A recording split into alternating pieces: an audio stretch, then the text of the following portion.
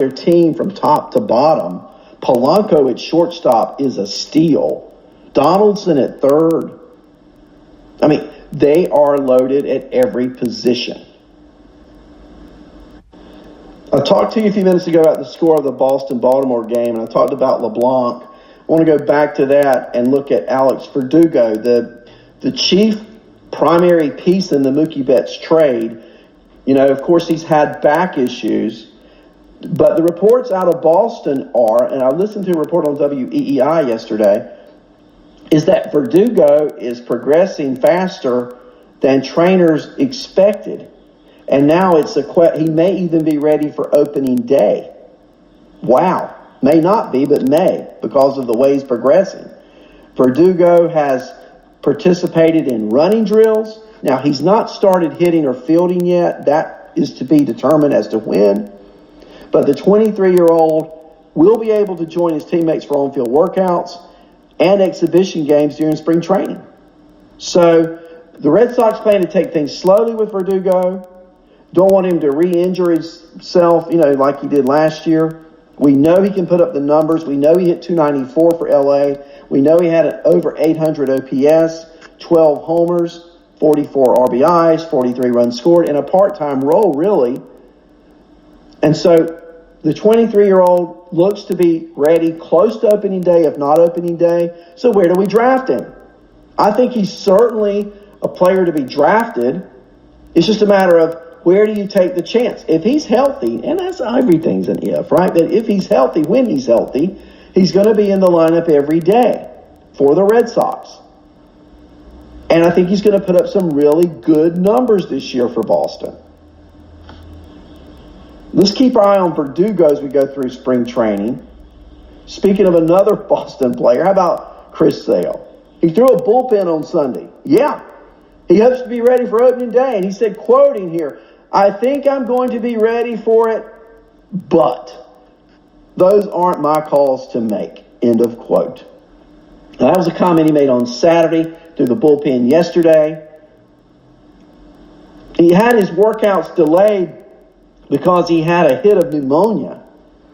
But he's been making progress, feeling better. Said, of course, his arm feels good. They all say that, right? Believes he's at full strength after he was shut down in August of last year. Now, if he's at full strength, he ain't going to be 6-11 with a 4.40 ERA like he was last year. Are you kidding me? Full strength Chris Sale. Where do you draft him? Full strength Chris Sale. The problem with Sale is even when he's at full strength, he's worn down in September.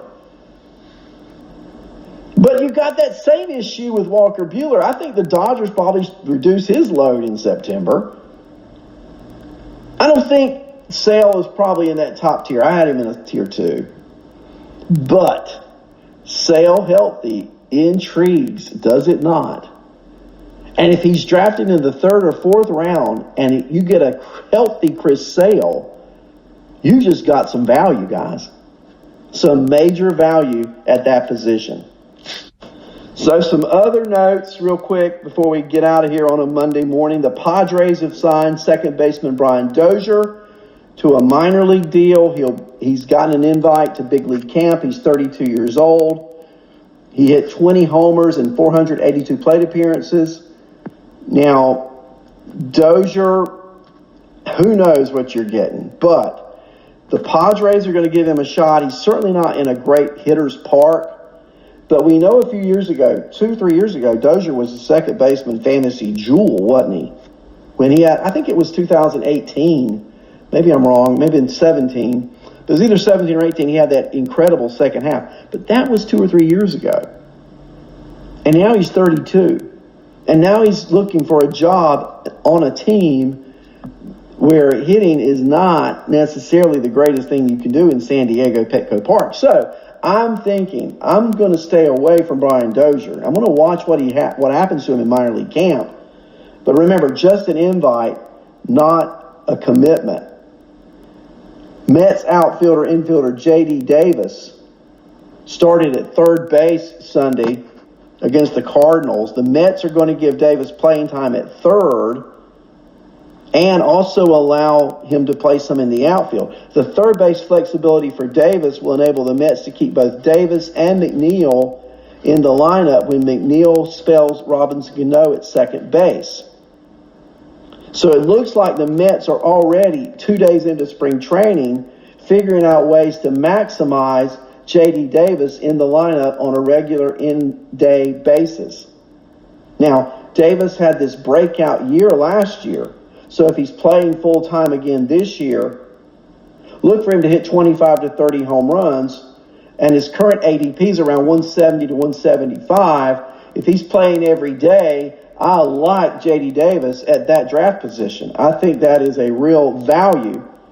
And so go keep your eye on how the Mets are utilizing him. Also, if he plays third base outfield and you get eligibility at both positions, well, that's just more juice in the cup, right? So I like the potential there. I like what the Mets are doing with him, and I like J.D. Davis in fantasy. So let's close with this. Yoenis Cespedes. How about that? We close with Yoenis Cespedes. He indicated yesterday he continues to show progress from his heel and ankle injuries. He said his goal is to play in exhibition games by mid-March and then be ready for opening day. So we'll monitor that. Now, if Cespedes is fully healthy, he's worth a late-round draft pick.